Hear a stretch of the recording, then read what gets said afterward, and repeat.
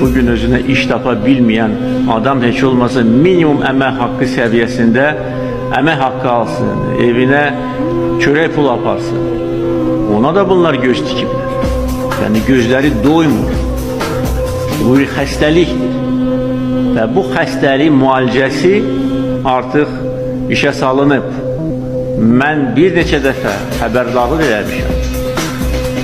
Açıq demişəm ki, əgər əyri yoldan düz yola dönməsəniz, sonunuz pis olacaq. Cəza tədbirləri tətbiq olunacaq. Xoşa gəlməz hallara, rüşvətxorluğa, korrupsiyaya qarşı mübarizə amansız olacaq. Bəziləri hesab edirdi ki, bu onlara aid deyil. Bəziləri hesab edirdi ki, onlar qanundan üstündür.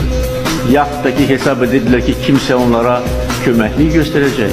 Onların havadarları, onlara uzun illər ərzində dəstək verən şəxslər